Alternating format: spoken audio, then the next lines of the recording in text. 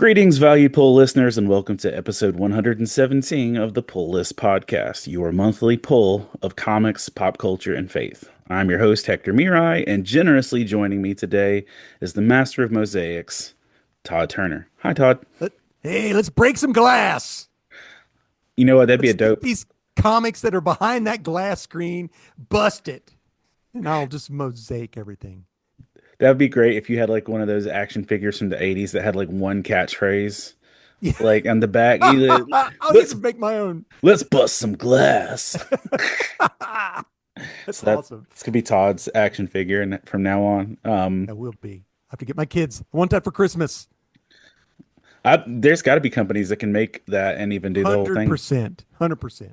So you can go ahead and pre-order Todd's Bust Some Glass 80s action figure in the show notes. You can find that of Yes, where you can and pre-order and and then kickstart it'll that. be on sale at Ollie's It'll- later in the year I was about to say I've got the entire for Scott four Pilgrim. ninety nine. I've got the whole Scott Pilgrim collection over here to my right that I haven't even read yet. My daughter read some of it, but like I haven't had time to read 8 graphic novels, so it's whatever. All right, I've been trying to catch up just on my pulls from the summer. I think I'm still 2 weeks behind, but it's cool. It's cool. that's all right. Oh, so you've been doing okay? Yeah, we all have a pile of shame. And I by that I mean comic books we haven't read yet. I was like, I have a pile of shame, but I didn't know you knew about it. But that's cool. Whatever. Um, well, today we're going to be sharing with you some of the things we enjoyed reading, some art that was inspiring, and stories that stole the show as we look back over the books that we've been reading and enjoying this past month on the Pull List podcast. So before and so hi, we're here. That's what we're doing. Intro music, razzle dazzle. Gotcha. Better put the word out. Get ready for the nerd out. Better put specs on. Better bring next song. I cut handsome checks for my expansion sets. They call me Obi-Wan. Act like you know me, son. So before we take this episode out of the plastic and crack comic spines, let's talk about some of the state of comic culture. What have you seen or enjoyed in the world of comic culture since, over the summer since we last talked? Well, I mean, the biggest things, of course, were Superman and Fantastic Four, right? That has to be the biggest thing. That's what everything was, all the news, all the rage. And it's funny because there are some people that love one and can't stand the other. And I just don't get it. Let's like them both for what they are. I don't have animosity towards Fantastic Four, and I know that you are heavily vested in that IP. I did feel like it was less enjoyable to me than Well, Superman. Superman was a James Gunn fun movie. Yeah. I mean, it was that's exactly what you got. Yeah. And so anytime you have a movie where the villain wants to steal a baby, it's not going to be the happiest movie. Yeah. So, yeah, I can't even take my wife to go see that, which was disappointing. I had to go see it by myself. Wah, wah. Oh, I mean, well. but that's both movies. Well, I mean, there was one issue with the Metamorpho baby you're talking about. Yeah. Well, she did say that. She goes, well, at least this baby was CGI. So she was okay with that. For people who don't know, my wife is a mental health therapist. She specializes in child therapy and child trauma. So any movie where a child is potentially put in harm's way or traumatized, she just can't do it. So, yeah, sorry, Kathy. I Yeah, feel oh like well. little Joey was in more trouble than Franklin, though. Yeah, I guess. Yeah, I guess so. But Joey was. Again, They could have oddly, spent. We should have started a GoFundMe so they could spend a little bit more money on the CGI for little Joey. But yeah, but that was. it all But went. like you said, Superman was fun. But I feel like legitimately like all the money went into crypto, and then Joey got a Yes. little less. Yeah, it's like, what do we got left in the coffers? And we got $3.85. That'll work. Then she definitely doesn't want to go see Weapons. Um, Oh yeah, I know. My son-in-law went and saw that and gave me the rundown of that. But she doesn't see those kind of movies anyway. So It gave me very Evil Dead vibes, like OG Evil Dead. Oh, really? Okay. But I and that's love Evil Dead. I mean, you would probably have a ball with it, and I know it won't make it any better for her, but like, and spoiler alert for the movie Weapons, but technically none of the kids get hurt. Okay. All right. Um, does that mean there's not going to be lasting trauma and Of everything else that course. goes Yeah. beyond that? Mhm. Yeah. But technically, like the kids don't get hurt. Okay. Um, All right. because I have family issues on the same level of like kids getting hurt. It's not the Yeah. same. Yeah. But so being the biggest Fantastic Four aficionado I know, what is your personal one to 10 rating for the Fantastic Four? An 8, maybe a little bit higher, 8.5 maybe. Um, I did enjoy the movie. I don't know. It felt like, um, I like the aesthetic. I like that it was in an alternate Jack Kirby universe, basically. I like that that whole entire look, the feel, the vibe for that. Just a few things were just, I don't know, a little, just felt like it just was a little different. Pedro Pascal, I mean, I wasn't it. His read was not like the read that I know, and not because he looks different, but just it just seemed like he was almost too emotional, whereas the read is really not emotional. I don't want to be a hater on the film because I liked the movie and I will watch it again. Um, but the Ben Grimm Rockbeard, I don't know. I like that. Well, in the comic, the only time, I mean, there's only one issue where he's got a beard in the comic, and that is where you come to find out that Ben Grimm doesn't age except for when he is Ben Grimm. So all of his time as the Thing, he never ages. So you see him age like, I don't know, 4 or 5 thousand years in the future. Ben is old and has a big beard because that's how he ages. He doesn't age, so his beard doesn't grow as the Thing. Him just Just going that's at it just with the little grinder. Yeah, I that thought it was was funny. cute. It was cute. I did happen to buy the cereal box that had the little Human Torch in it. I got me a jersey, a Fantastic Four jersey, and I got some Killer Crocs with, not literally Killer Crocs, I was about to but say, and Crocs why that are hasn't DC killer. jumped on that yet Yeah, too? why haven't they jumped on the Killer Crocs for Crocs? I would buy those. I would buy But that. I bought some Fantastic Four Crocs, and my wife threatened me, "Don't buy jewels, extra jewels for those shoes." I'm like, don't be a hater, but yeah. But I enjoyed it. I liked Herbie. I liked the family aspect. I liked the Herbie Johnny was solid. character. I had zero. Herbie was Hmm. solid. I enjoyed Mole Man. I know that, Yeah, uh, Mole Man was silly, but it was fun. but a big chunk. He said he had a big scene with Susan that got Cut cut. out. Well, Yeah, and Malkovich wasn't in it at all. yeah. Like the apes, the red ghost thing, he was cut out of that too. So I don't know. Um, Also, we've got a lot of cool shows that have come out. I mean, you got Wednesday, um, the Star Trek, Strange New Worlds, Peacemaker started back. FYI, that first episode of Peacemaker is, don't know that I'll be able to watch any more Peacemaker. Okay. I mean, it was immature. Don't have kids in the room. Might not even have kids in the house when you watch that episode. Um, but it had some neat things about it. But there was one whole scene with the Peacemaker at his house and a little party that was just, it's pretty rough.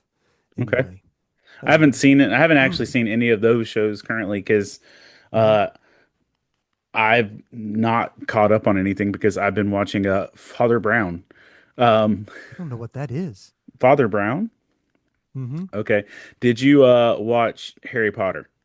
See, no, Okay. Well, it's not never necessarily. seen It's Harry just an Potter. actor that's in it. Okay, Did you watch any of Matt Smith's Doctor Who? oh, every bit of it. Okay, the dude who plays Rory's dad. I'll have to go back and look at that. Like it's Amy and Rory on a spaceship with dinosaurs, and Oh Rory's yeah, dad yeah, yeah, actually yeah, yeah, yeah. accidentally gets okay, Okay, yes, him. Gotcha. him. He's like, "You don't carry a trowel?" Like that guy. Um, Yes. so Father Brown is a BBC series about a priest in the 50s who also has a penchant for solving crimes. That sounds like a good show I would like to watch. What It is it it on? What it's on streaming it's service? on like it's on like all of it's on like BBC iPlayer and stuff Yeah, like which I don't got yeah. BBC. But HBO Max just did a partnership with BBC Okay. for BritBox. And so there are 13 seasons of Father Brown. Two of them are on HBO Max.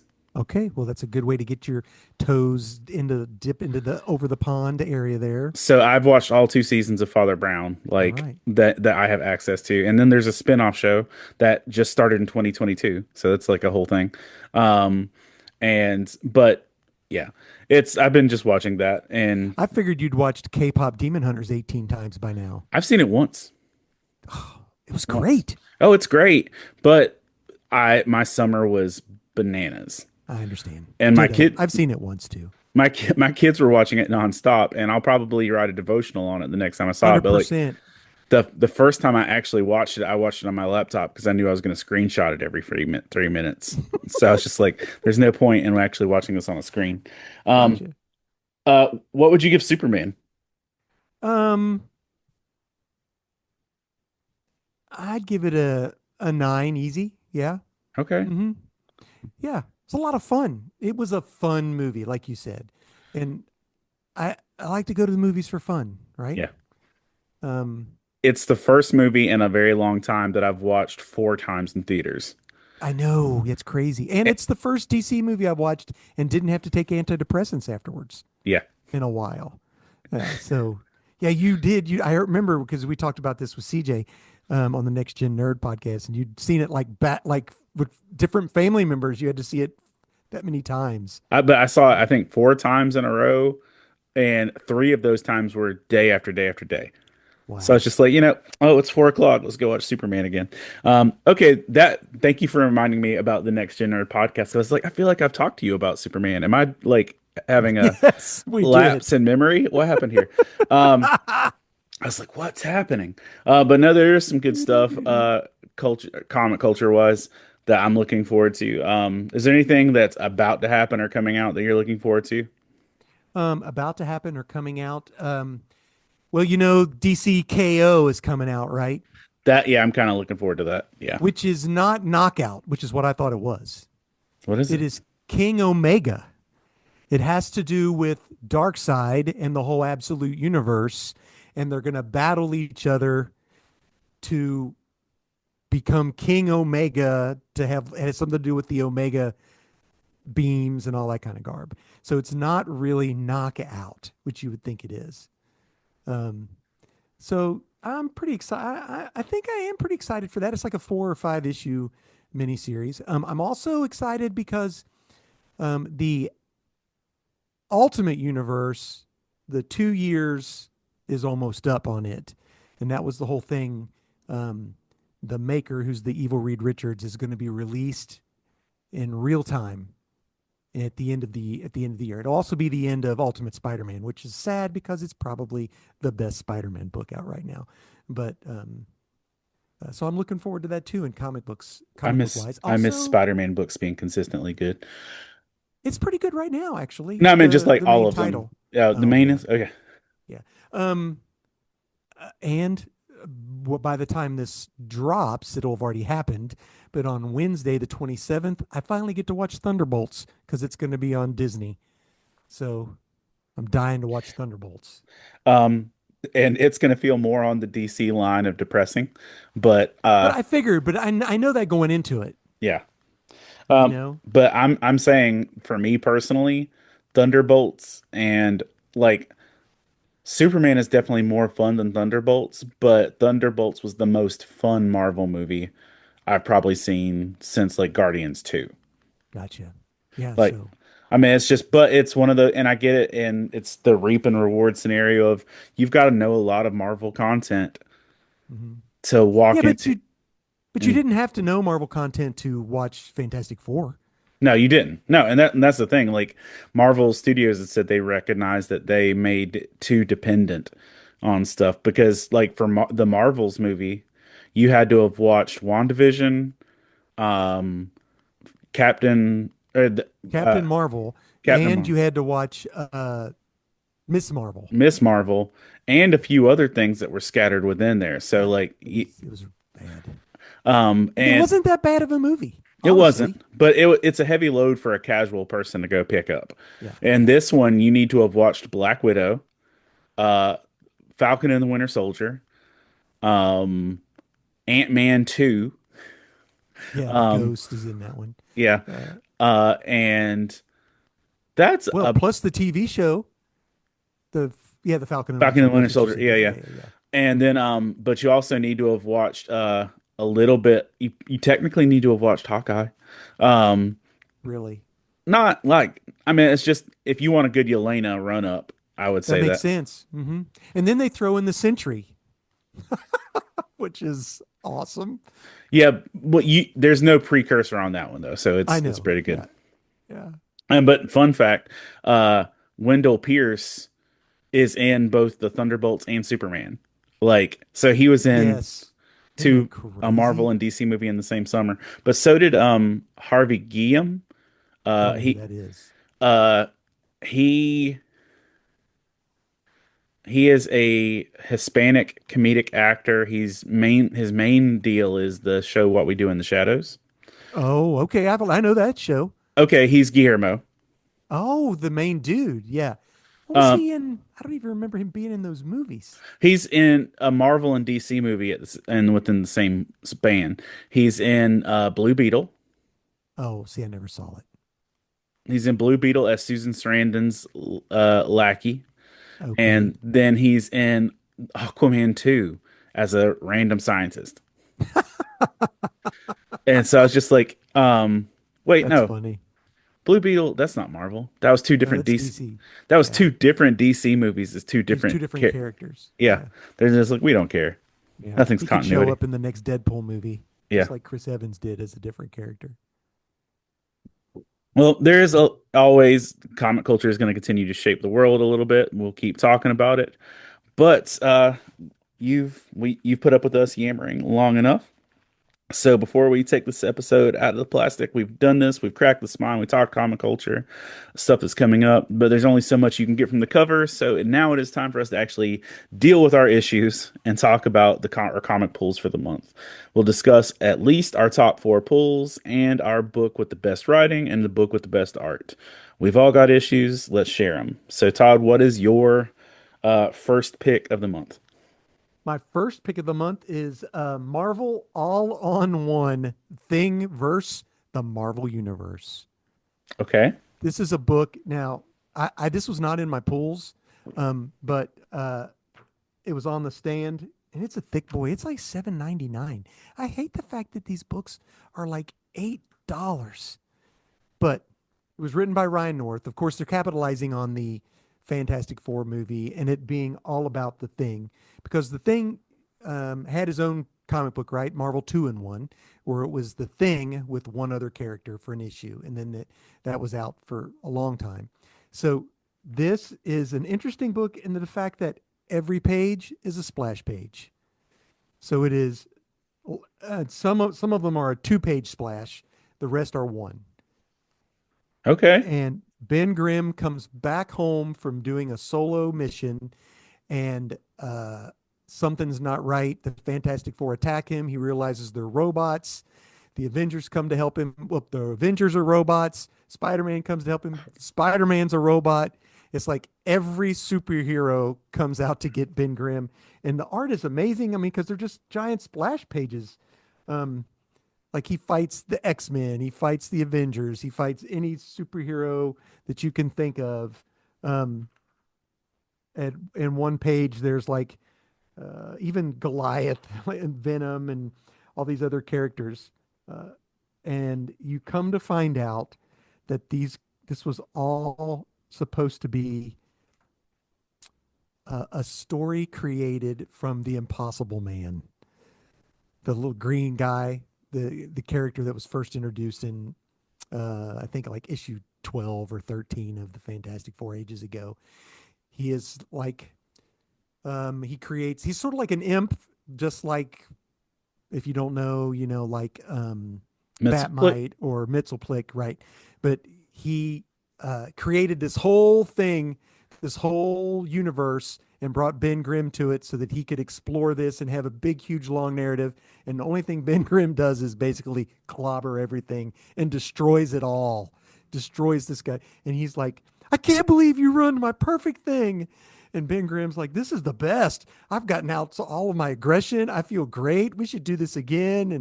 And the guy's like, I don't want anything to do with you, basically, and sends him back home. So it's really cool. It ends with a picture of him lying in bed with bandages all over him and Alicia there next to him, and that was the end. So it was a fun book. Marvel all in one, the Thing versus the Marvel Universe. Ed McGuinness was the artist. He does Oh, serious. okay. Yeah, Yeah. yeah. And Ryan North drew it. So Ed McGuinness yeah, doing any kind of hulking figure is good. absolutely. Um, What my about you, Hector? my first one is Wonder Woman number 21. And it's not the most recent one I or got anything. you. Mm-hmm. Um, but this was just great. And this was Tom King at his Tom Kingiest. It's one of the first times we've revisited Batman and Jesus. Um, Yes. and Oh, this was so good. there was That an was so like good. them just riding in the car talking about his fate. Then she's like, I didn't picture Batman as a churchgoer and Yeah, stuff he like says that. Batman's not in the church, he's in the alley or whatever. Yeah. That was one of the things he said in there. But effectively, Wonder Woman in this storyline was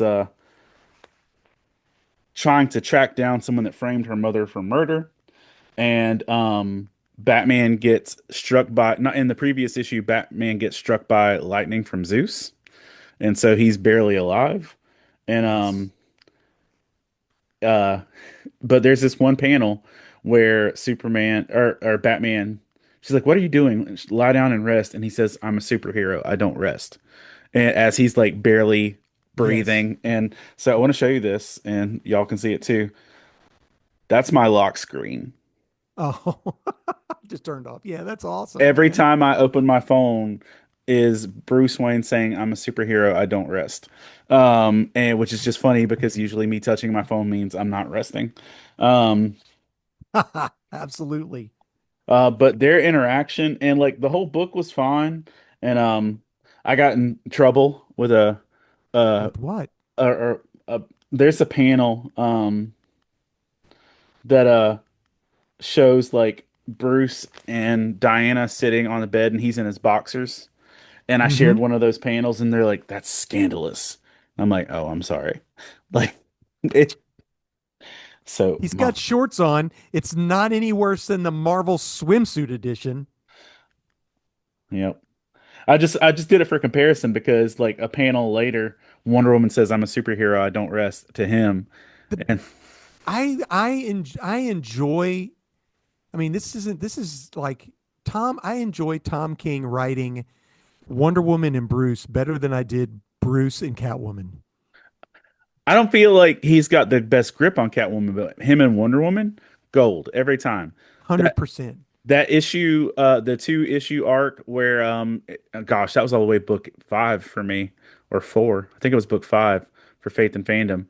The one where they're just trapped in that alternate dimension, Alternate, yeah. Mm-hmm. dude. And I told him that was when I met Tom King. I was like, dude, that was my favorite story. He's like, everybody hates that one. I'm like, not me, buddy.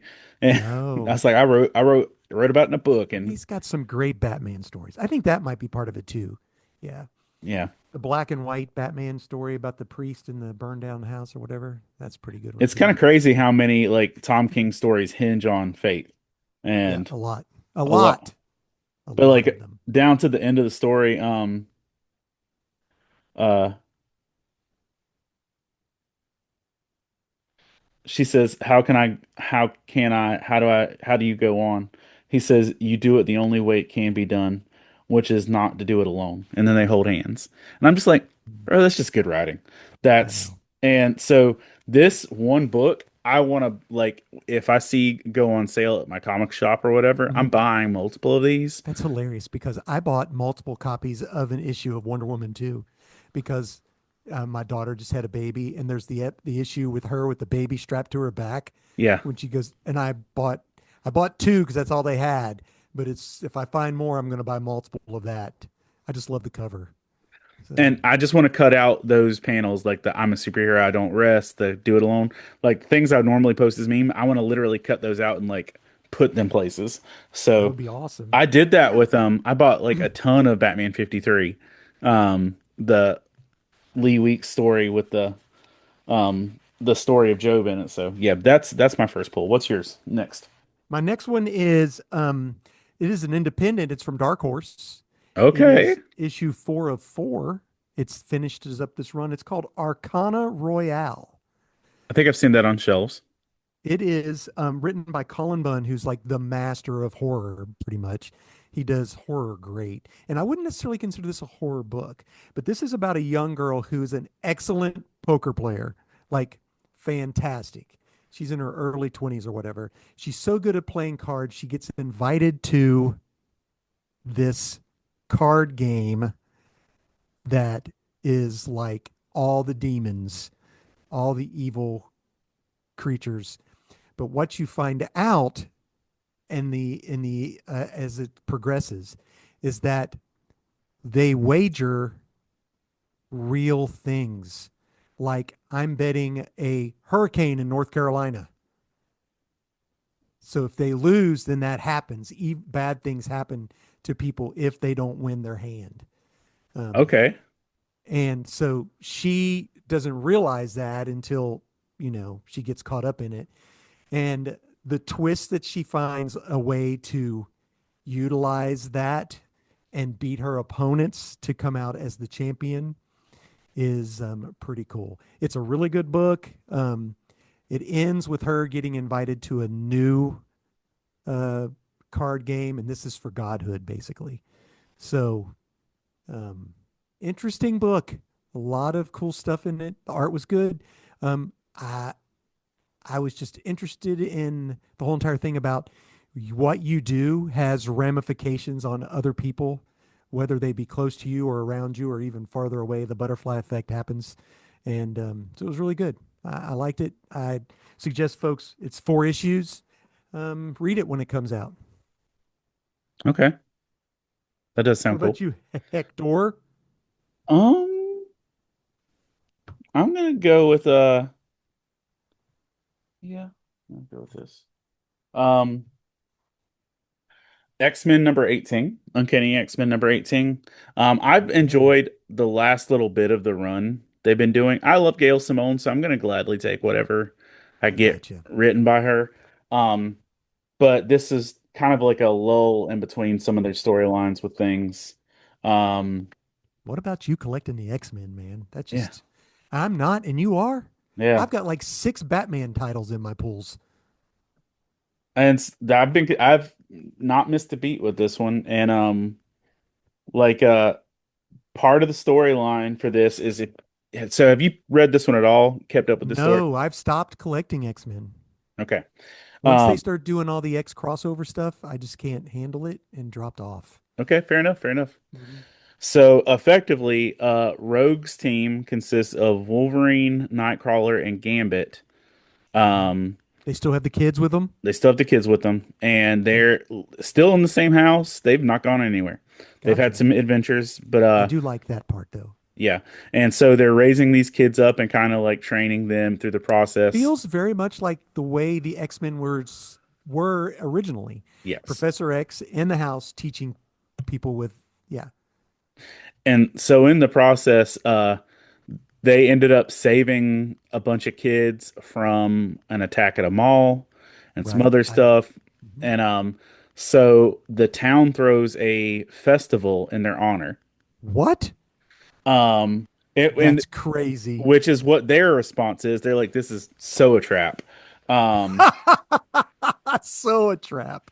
but the town throws a festival in their honor and invites them. I want to see if I can remember what it was called. It's called Friendship Fest. All right. And it says, celebrating our mutant friends, family, and neighbors. A stranger is a friend you haven't met yet. Music, rides, games, food, fun for all, and all for fun. The best local bands all weekend long, Dazzler karaoke, meet local mutants, mutant costume contest, taste of New Orleans from the best local chefs, and so much more at the fairgrounds this weekend. I Um, would go.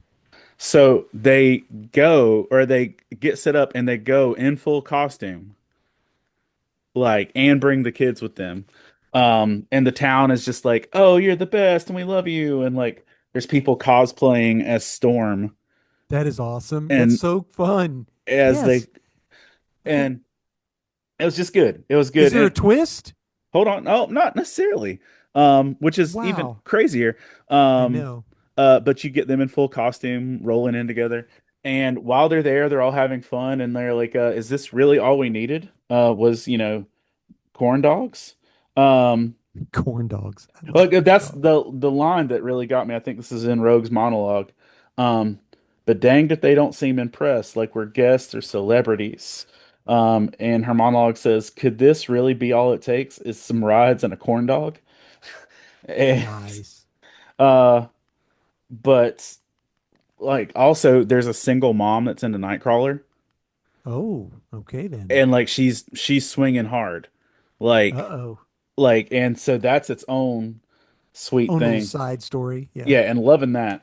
But in the process, I guess some people showed up with a gas can and they were gonna try and like burn down Mm, the thing and blame it on them, and it got stopped. gotcha. But somebody down the way set a children's orphanage on fire. Um, Yeah. So the X-Men are already dressed, primed, and ready, and go in and rescue an orphanage. And then Scott's team shows up to help.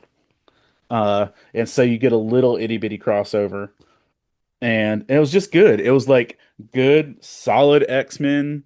There wasn't like a twist that just left them all traumatized. They got to be heroes. They got to be loved. Nightcrawler got flirted with. It was good.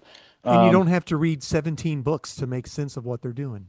no, there's the only thing. There were two side characters that appear that if you haven't read this series, you wouldn't know who they are. Gotcha. But also, it doesn't matter. Okay. So it All was right. solid in that aspect, and it's just nice to have an enjoyable X-Men book that just tells a fun story. Now, the one that came after that has Deadpool in it too, so it's like okay, um, it's like I enjoyed that one way less. Yeah, and And they're getting ready to do the big Doug Ramsey new apocalypse uh crossover thing too. So yeah, hang in there, Hector. I have faith in you that you can do it. Well, my next book is family fun for everyone. Uncle Scrooge, Earth's Mightiest Duck.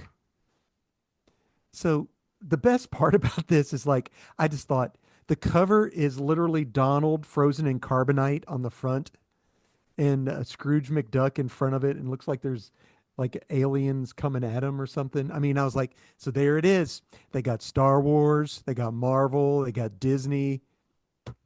Anyway, if anybody read the Infinity Dime one shot, it was really good. Ryan, again, this is a Ryan North book, or no, a Jason Aaron book, and he has a love affair for classic Disney, especially Scrooge and Donald and everything. And this is a fun book. It is a mini series. I think it's going to last about 4 issues. And what happens is Scrooge McDuck goes into his vault and all of his coins are gone. And you follow him. It's basically finding out what happened. Uh, some robots come to attack him. Where are your coins? And he goes, "Why did you take them?" And then basically that you come to find out that there's been an alien invasion in Duckburg, of course. and the aliens have robots that do their bidding for them, and they're coin operated robots. So and now they need all these coins, and no one knows where Scrooge's coins are. Um, Huey, Dewey, and Louie show up as the woodchucks, the resistance. Huey even has an eye patch, looks a little bit like Nick Fury. Um, it basically comes to it at the very end. You find that Scrooge is dreaming a lot of this. he is hooked up, and the aliens are trying to probe his mind to find where he has hidden his treasure. And he has a huge long beard, and he's in this bed like we're gonna erase his memories. We'll find where this is. But it's a fun book. There's one like one huge 2-page spread of old panels from like Gladstone era Scrooge McDuck comics. It had no business being as good as it was, which is a surprise. I mean, a lot of these Disney books are just silly, like the What If books they're terrible. I wouldn't tell you to get those. They're just not extremely fun. But the Scrooge book is really good. It has the characters from Duckburg in it, um, Mayor Gander. Um, the I haven't seen Gyro yet, but I'm sure he's in there. But yeah, it's all ages, so it'd be good if you have a young kid who'd like some fun reading. That's a great one to hop on to. That does sound good, and they've honestly done a lot with DuckTales and Scrooge lately. Mm-hmm. That's been good over the last year or two. Yeah, I'm enjoying. I'll add it to my pools. It was not. I just picked it up. So, on my end, my next one is just one that honestly they had me based on the title alone, just because it's not something that gets a lot of love. Um, but it's Cheshire and Cheetah rob the Justice League. Okay, I want to hear your take on it. I did not get it. If you're familiar with the characters, and they even the last time we really saw Cheetah was when she fought with Wonder Woman in like issue 18 and everything, and she helped with the Sovereign. And She's a good. She was on one. No, she was against her. No, Cheetah was they with her, tried, wasn't she? yeah, she was with her. They had Hmm. tried to like turn her against her or whatever, Right. but like yeah, she fought with her, and so Hmm. that gets brought up. They're like, hey, last time I saw you, you were rocking with that. Um, but effectively, it's just a neat little backstory of kind of how Cheshire is currently operating, which I enjoyed Cheshire when she's with the Secret Six, and I'll say this one issue Hmm. was a better Secret Six story Then the last ones that just came out. than the whole 6 issues of that thing. The whole I got the first issue, and I was like, I can't do this. Bro, it was rough, man. And that's gonna get my label, and I've thrown this around forever. That's when I'm bagged and bored. I Um, get it. like I 100%. bought all 6 issues because they put the name on it, and doggone it, it doesn't deserve the name. Now Oh, you get to wah, see wah. 3 of the original 6 because you get Deadshot, Catman, and Jeanette, and she's not even original 6, but and Black Alice, so you get 4. Okay. But ugh, Yeah. um, Bad taste. bad taste. Um, Stale coffee, bad taste. But it's effectively the two of them linking up. And sorry, it's been a long day. It's them linking up, going through some various shenanigans to get connected. It's like the whole plot before they end up at a Waffle House. A And Waffle House. I yeah, love Waffle House. so they end up at a Waffle House to discuss their idea, and the basic idea is that they are going to rob the Watchtower, and they're going to pull off a heist. And they're not just robbing the Watchtower for random things. They believe, from information they have gathered and based on whatever that last storyline we just read in all the DC stuff, is that there's a machine up there that can assign powers Mm, and I that get can it. dole out powers. So they're not just there to do X, Y, or Z. They're gonna take everything they can, but the main objective is get the thing Yes. with the powers. I'm gonna So read this this. is not a one shot then. This No, is no, no. a mini. Yeah. And I don't know how long it's going to go, but here's the great kicker. And here's what you didn't have to tell me anything else, and I would have bought this book. It's by Greg Rucka. Oh yeah.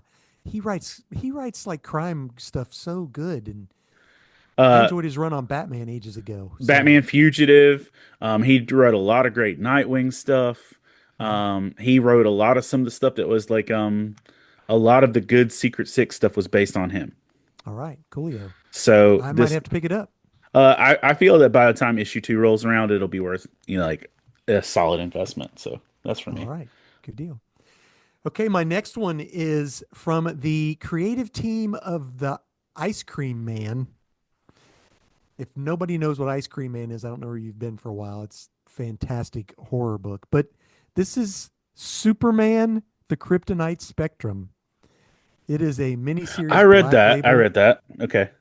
And my first thought when I read this was like, why can't we just have this as a regular Superman book? And the vibe gave me Frank Quitely art. I know it wasn't Frank Quitely art, Yeah, but it's that Martin Morazzo. I can't pronounce his name. But yeah, it's the guy who draws Ice Cream Man. So you got the writer and the artist. Um, and the book is about, so Maxwell Prince is the writer. Superman discovers four or five new kryptonites in space, and he captures them and wants to try them out on himself to see what they'll do, so that he'll be prepared if someone else gets a hold of it. And he gets Batman to help him do this. Um, and that's the basis of the book. The first kryptonite has a an effect where he is basically jumping through time. So what is happening to him is not linear. He is seeing things happen before and after they've already happened. it's very Dr. Manhattan. Yeah, very much so. Very much like Arrival, if you've seen the movie Arrival, Yeah. where she sees things that happened before they happened or whatever. And yeah, and it was fun. The Luther character is a psycho in it. Yes, he is. I like the part where he tells the guy, because the one guy didn't do something what they wanted, and he said, "Well, do this, and then you're fired." But like you still have to work for me, even though you're fired when you're done. Um, and the next one looks like Superman becomes super big. So I enjoyed this. I thought it was fun. I liked the Lois Lane character in it. I liked her, and I again just thought, I mean, Superman's been okay recently, but why can't we just have? I don't know. When they've added the extra stuff to it, it's kind of taken the wind out of it. Yeah, exactly. When you have to do another Brainiac or another DC All In or another Time Trapper or something, it just, I don't know. Yeah, it's Anyway, getting a little thick. The Josh Williamson run was really strong when it started. Um, but now it's getting a little thick to read the mainline Superman book. the one I like the most is Action, honestly, because the Action Comics they give it to a creator for 3 or 4 issues, and then they give it to another creator for 3 or 4 issues. So you get a self-contained story in like 3 or 4 issues, and I mean I enjoy it. So, What's your last of your top four, Hector? uh, One World Under Doom #6. Oh yeah, this was a good one. This was a good one, and this was just straight up, uh, for the most part, Reed and Doom publicly debating on TV, and this was good. There's plot twists and everything towards the end and all that. You get to see some of the other Marvel characters shine in the background, but honestly, this was just solid. I was actually gripped by what I was reading, and it it didn't feel boring. And I mean no shade towards this. Like I wish the read in the movie was this interesting. Uh, That's my take too. Exactly, 100%. And but this was great. I enjoyed this, and honestly, because this is, 5 issues deep into the storyline, I don't feel like you had to have read any of the other ones Absolutely to not. read this and enjoy it. I don't So, think you do either. Yeah, um, so yeah, it was just a solid Fantastic Four book, and I feel without much shade intended, Fantastic Four is about on par with Superman right now of being the books are a little muddled. Or at least they were in that main line. I think they may have restarted the line. they did. They completely restarted. Yeah. That last run was getting a little muddled. Yeah. Um, I haven't picked it up since it restarted because my comic shop, when a book restarts, doesn't put it back on your pull list. For serious? Yeah. Oh, dude, no. So Like you, if I'm collecting, like say I'm collecting Spider-Man, and like giant size annual comes out, they'll put it in there. yeah, I no. don't have to go, will you please add that? I don't have Fantastic Four in my polls because Okay. that run ended. It So was really the first two issues, or first three issues are out. It's pretty good actually. okay. So yeah. All right. All right. So what's your the thing that you thought was best written? Which is funny because the thing I chose that was best written has no words. Fair enough.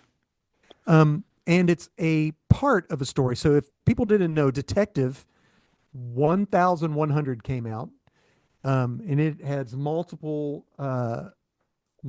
writers, creators, artists that do the stories. The first story is written by Tom Taylor, and it deals with a little boy who's putting up a lost dog sign. He's looking for his like little pug, and what had happened is some bad guys stole the dog basically, and it is Batman and Bathound going and saving this dog from these villains.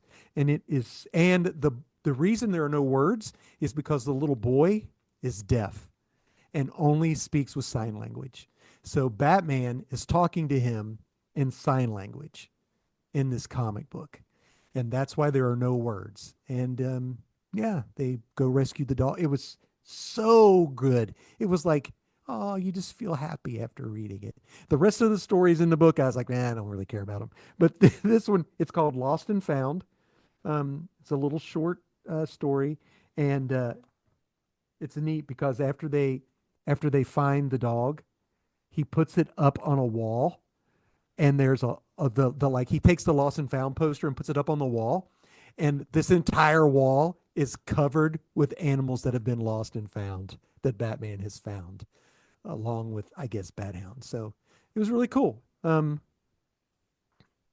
The book, granted, is an expensive book. It was like $5.99 because it's a big boy, but it's definitely worth it for that story.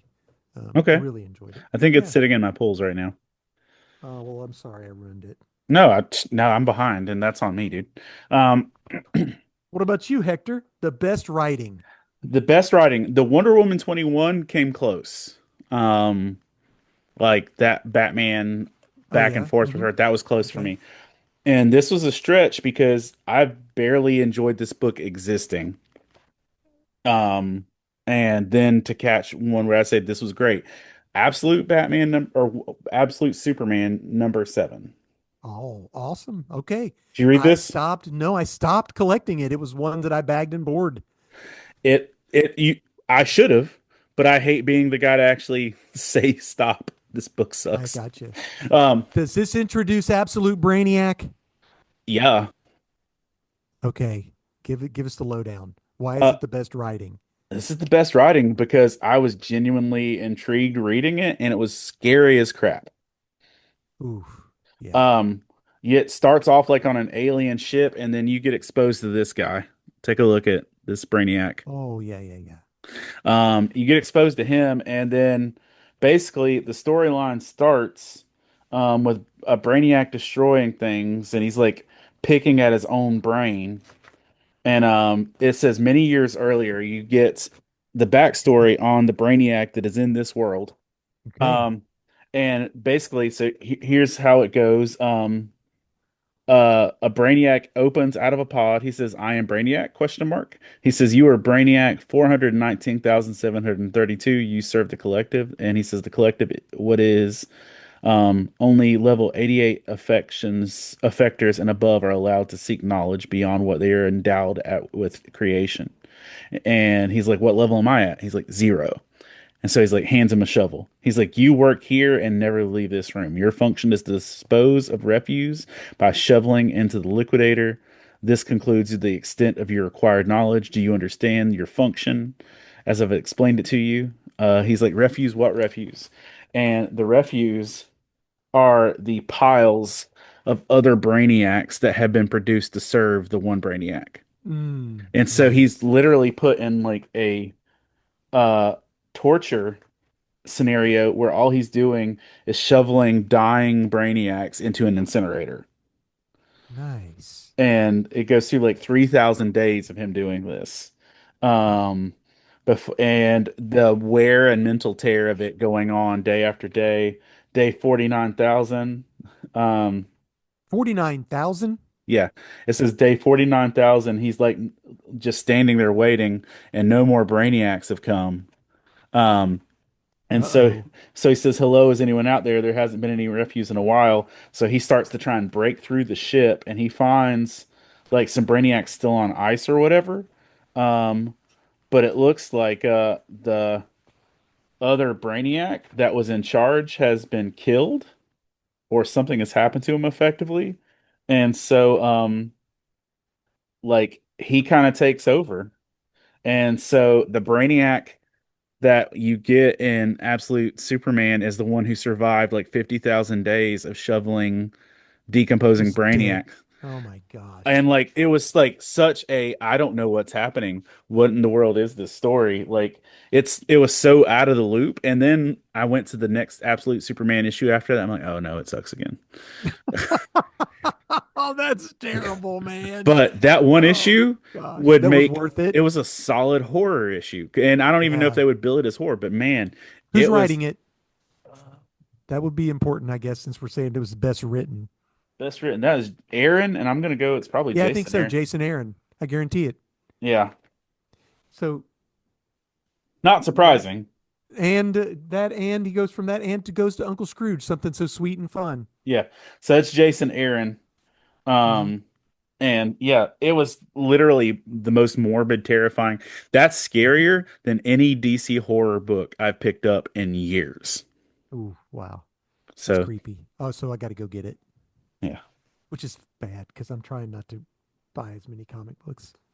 Okay, so now what we're doing is we're going to transition to what we thought was the best art. best art. Yes. So And I, so this is my book is Post Malone's Big Rig issue 2. So I can't okay. help it.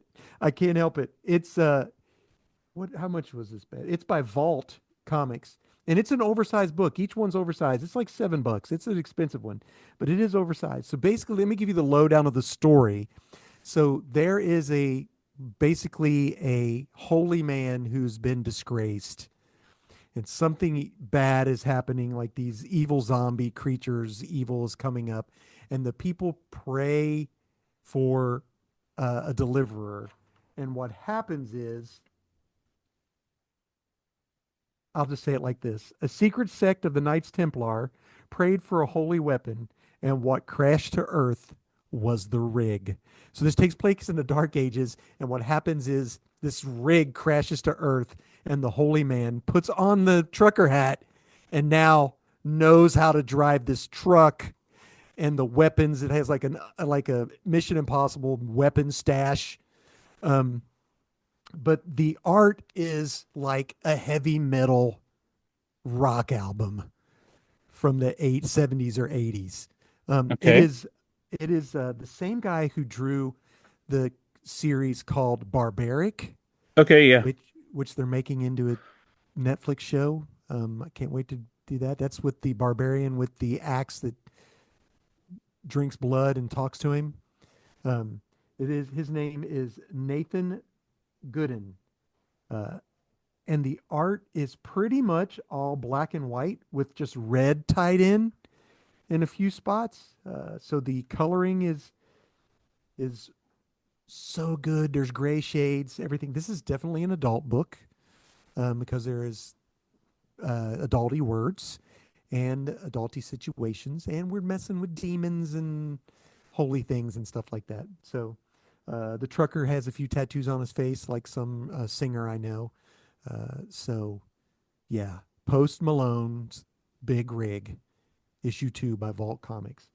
The if if you get a chance just to flip through and look at some of the art, and especially some of the evil creatures that are drawn in this, are just amazing. Uh, I think in this issue the rig stalls or something. Something happens. Um, yeah, there you go. I never thought I'd say it, but each issue is double sized, so you get more bang for your buck. and it's just only going to be like 3 or 4 issues. So Okay. there you go. What about you, sir? Um, Mine is World's Finest number 40, and I'm gonna be super honest, I haven't even opened the book. So the reason is the cover. The reason is the cover.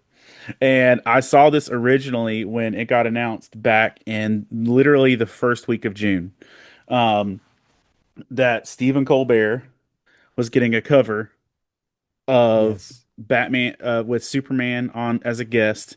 But here's the thing: this was before his show Before got he was canceled. canceled. Yeah. Yeah. So I had this issue before it even got here, and I genuinely enjoy a lot of Stephen Colbert's vibe, his attitude, his openness about faith. I know some people get wonky with some stuff that comes with his politics and things like that, but generally speaking, his like he's been one of the most vocal people for faith and pop culture for years, and exploring and asking people hard questions. And for him to get a Superman cover I thought was pretty fantastic. And if you look real closely at the cover, it's a book that says, "I am Superman, and so can you." Because he wrote a book Yeah, called I Am Something and So Can You. yeah, Yeah. Well, here you go, Hector. This book is going from anywhere from $20 to $50 now on eBay. nice. Yeah.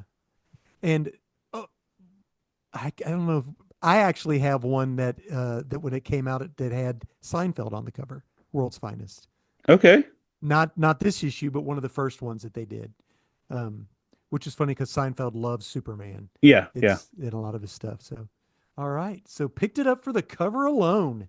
And well, it's just like watching his reaction to it, and Yeah. Shoot.